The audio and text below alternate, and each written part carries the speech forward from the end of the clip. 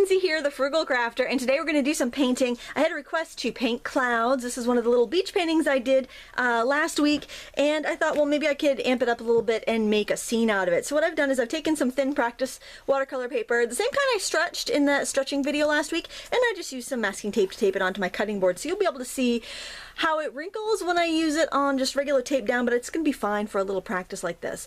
So the first thing I'm going to do, I'm going to have a piece of paper towel handy, and I'm going to use a different type of brush today. I'm going to use some filberts, and they're kind of like a cross between a flat and a round brush. So they're a flat brush with a round tapered end, and every once in a while I like the Majestic and the Aqualon brushes by Royal Langnickle, and every once in a while the sets go on 50% off at AC Moore, and so I grabbed this set for $10, and I was really happy because, you know, you can easily pay $10 to $20 for a quality brush just this size, just one brush. So I'm going to begin by wetting my paper. I'm just going to give it an all over wet here, and I'm going to be using some ultramarine blue, and I'm using my little Cotman watercolor palette, if that's what you have. Now the problem you have, and this was discussed on the Facebook page, is that if you have a big brush like this and you've got the little half pans of paint here, it can be a little tricky. Now of course you could mix it up with a smaller brush, but the advantage to these filberts is I can get the tip of that brush in there and I can get out my color. So, and I've got the full width of my brush when I want to spread it out on the paper. So, you know, there's just a little way to deal with it. I tend to use mostly round brushes too when I'm out and about painting, and that works out. That you know, even a huge round brush will still fit into a half pan quite well. So I'm just making some of this kind of a little bit duller and grayer. So I have two puddles of color, and we want them fairly light. Oh my gosh, we're 2 minutes in and I haven't even painted anything yet. Oh boy. And I also had a question about my water bucket. This is a divided bucket, so I'll use one side to clean my brush and the other side to grab fresh water in, or we can simply use two buckets. This is by Lowell Cornell, and it's just called the brush tub. I know there's comparable ones still around, and you should be able to pick that up just about anywhere. Alright, so I'm going to start with my ultramarine blue at the top of my sky here. And you can see my paper starting to buckle a little bit. It's not really that big of a deal because,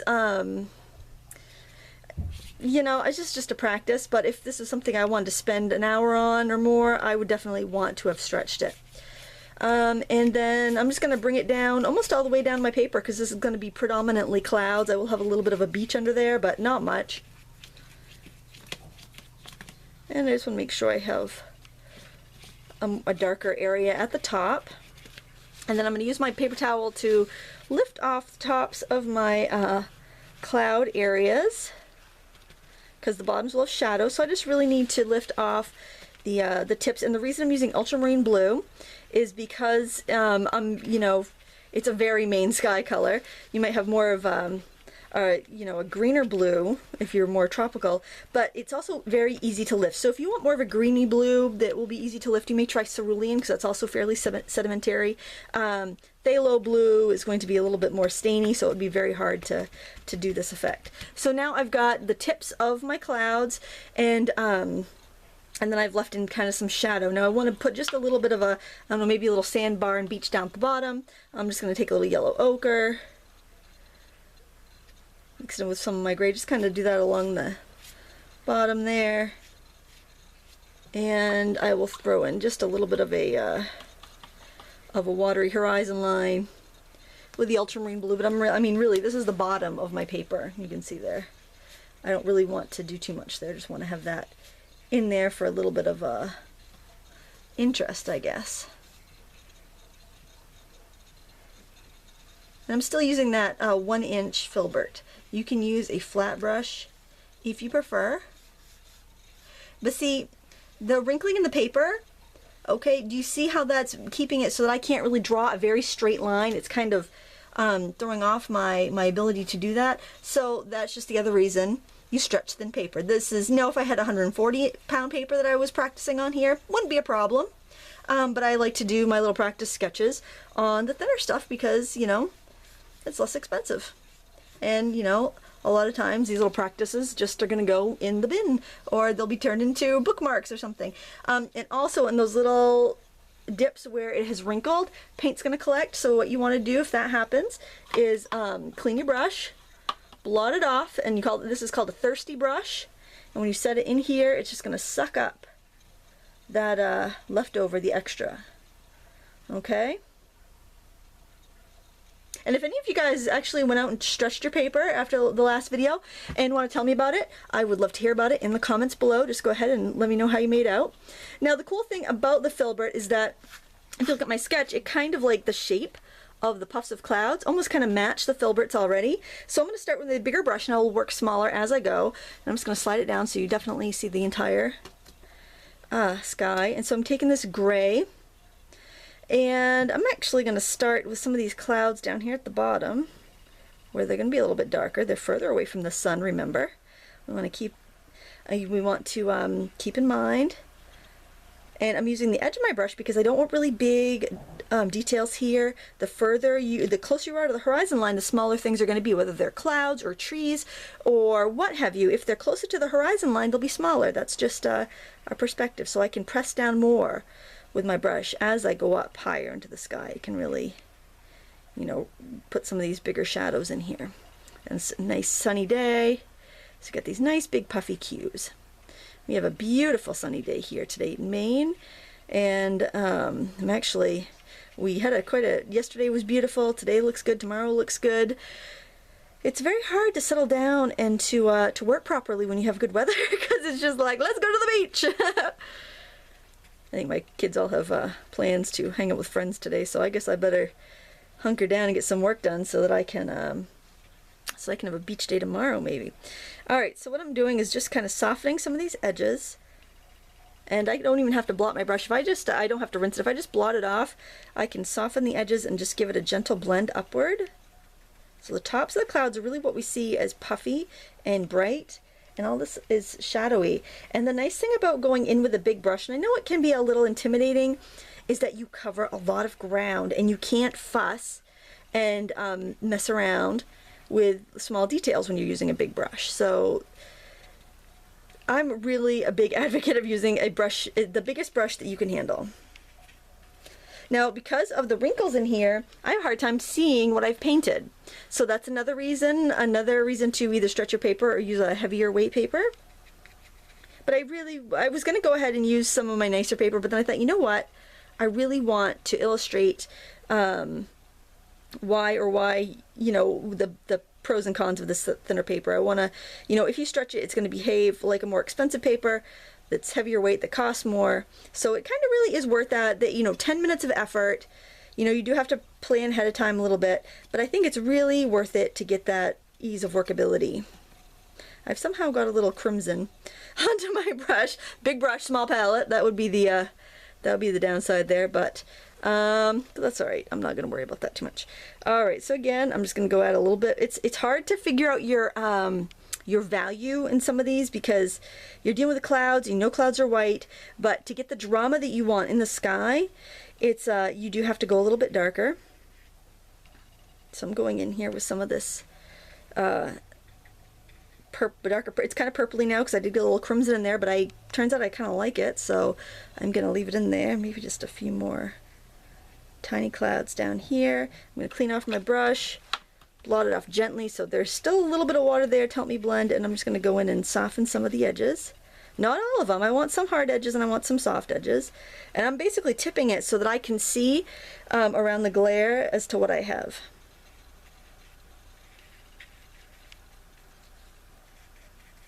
And really, I don't even know if I need to go with the smaller brush. Now if I feel like I want a little more texture in my clouds, I can blot it with a paper towel and get that in there. And the toughest thing about clouds is really just knowing when to quit, because it can get very, well, it can get very addicting to paint clouds, but then also you could be looking at it and you're like, oh, that just doesn't look right, it just needs a little something, and before you know it, you've kind of like completely messed up the illusion of clouds. So, and just little taps like that with the edge of the filburt will give you that nice cloudy look too. Now I feel like I'd like my sky a little bit more vivid, so I'm just going to go with a straight ultramarine blue. I'm just going to get myself a nice puddle of that. It's dry enough up there, I think, and I'm just gonna go in there and paint around my clouds. Don't be afraid to go back in and adjust if you're not happy with your color. Generally your sky is darker at the top, so if you're going to add more color, add it to the top first and then bring it down.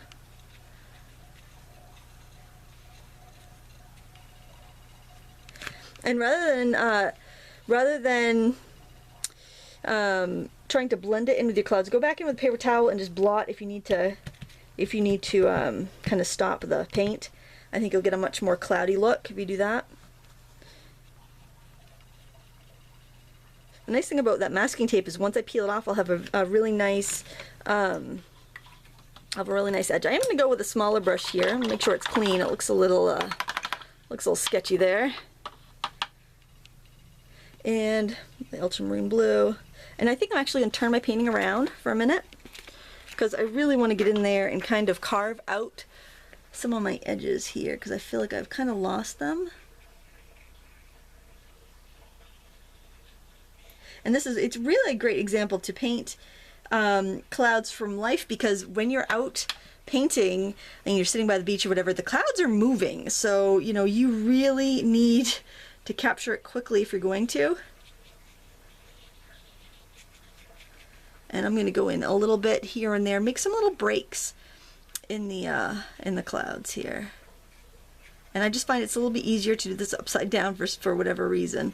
I think probably because the shape of the brush, I'm trying to get around the tips of the clouds, so I just find the shape of the brush a little bit easier to go in upside down and make a few just breaks here and there. Maybe wet it down a little bit more, make it a little bit lighter, and I can do some more breaks in between the clouds. Down at the bottom of my paper too, where they shouldn't be as dark.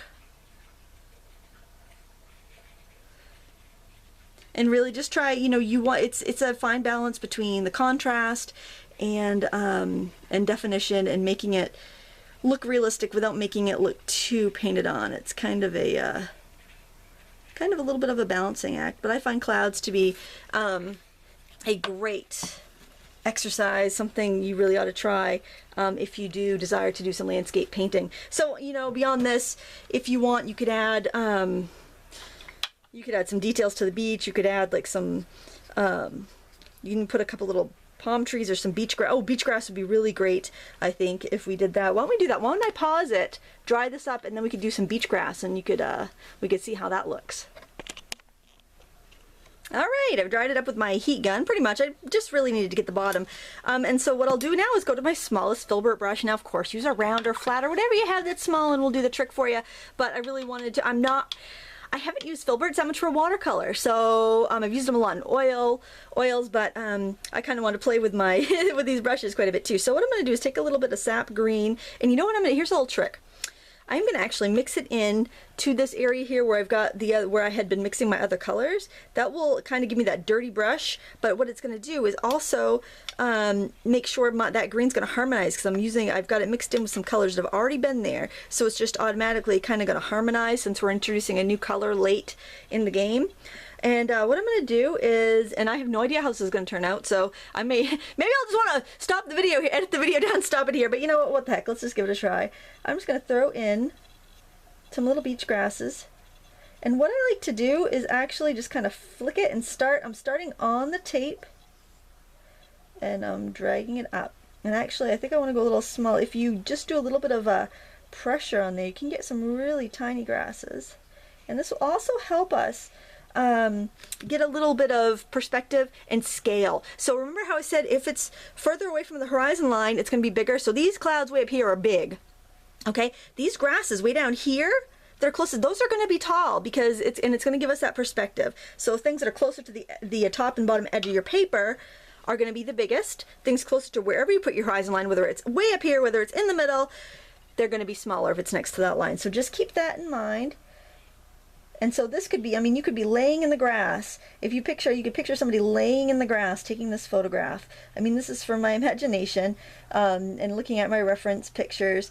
But, think of that as you're painting. What's where is this taken from? What's the perspective?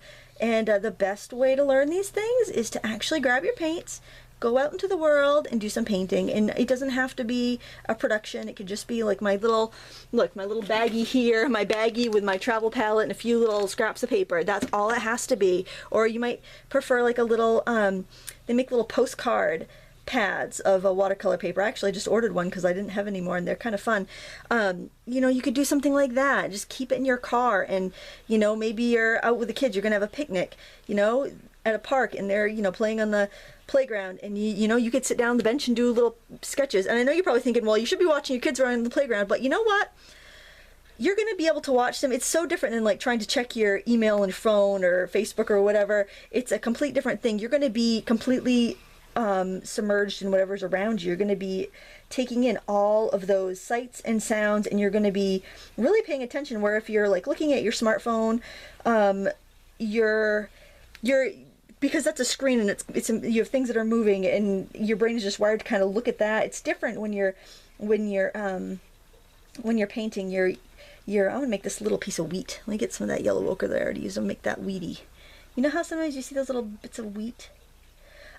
You know, you'll be paying good attention. So I wouldn't, you know, obviously if you have 2-year-olds or, you know, really, really tiny ones, this is not practical. But, you know, if your kids are, you know, 7, 8, or 9, 10, I think it's totally doable. Maybe bring an extra set for them. Bring their Crayolas, and they might want to, you know, join in with mom or dad painting at the park.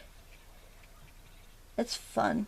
Keep some sketchbooks in the car for them. It's a really great gift you can give them, the gift of loving to be creative. I'm going to use a little dead grasses in here too. The yellow ochre. What are we doing for time? Oh, 16 minutes. We're doing great. I really didn't know how long these clouds were going to take me, so I was kind of like, oh, can I do this in 20 minutes? Turns out I can. I think it's one of those things where, you know, you just got to stop when it's done. I'm going to make this one a kind of, what's that called? Beach wheat or something. Somebody actually asked for a tutorial on that. And here we go. Person, I can't remember who it was, and I can't remember exactly what they called it, but it's like a type of grass that goes on the beach. I think it's called beach wheat or something like that. I don't know. But there you go, an inadvertent request tutorial. Actually, double request because somebody had asked for clouds too. All right, and I just want to kind of maybe keep it open, and then I want to have a little bit more on one side than the other, just so it's not matchy-matchy. I don't like the matchy-matchy. It looks a little bit better if it's not matchy-matchy. Mixing again in my dirty well here, and since I did just recently lay out my colors, they're a little bit juicier than normal. And keep it a little denser at the bottom and taper them up as you go. That way you'll have a little more visual weight. That's the other thing. This will add some visual weight to the bottom. If you want to add some darker grasses, you can do that by adding some of the ultramarine blue into your green. Maybe I'll do a few of those just to show you. Always clean your brush before you go into your fresh pot of color. That way you won't contaminate your paints. So I'm just going to grab a little bit of ultramarine, mix that in. Almost. Once they dry in your palette, though, you know, you don't have to worry about that quite so much, but until they're completely dried pans, you want to be careful of that. That's another reason why I think it's a good idea to go for pans, or at least, you know, let your paint dry. I know a lot of people, there's a controversy there. A lot of watercolors are just adamant about going straight from the tube, not letting it dry in your palette, saying the colors aren't vibrant. I don't know. I look at my paintings and I think they're very vibrant, and maybe it just depends on the brand of paint, but I've never had a problem with that. Alright, so there we have it. A cloudy, beachy scene. I hope you enjoy it. Please, if you did, give me a thumbs up and subscribe, share it, tell your friends, leave a comment, and I do appreciate that. And thank you so much for watching. Oh wait, magic trick, this is so cool. So when you're done your painting, and if you did take the time to tape it down, this is just dollar store masking tape. It's not even painter's tape. So, you know, so it's obviously not very good masking tape. It's not very strong, but that's obviously perfect for watercolor because you don't want it to be very strong. Just pull it off and you have like an instant matte. And then I always loved that when I was a kid because my watercolor teacher would have me tape down my paper. And so then when you pulled off your tape, it was like, oh, it's magic. It's framed. It's beautiful. I think it's magical. Got a little seepage under there. I might be able to blow that off. So there you have it. I hope you enjoyed it. I do hope you try it. Thank you so much for watching. Until next time, happy crafting.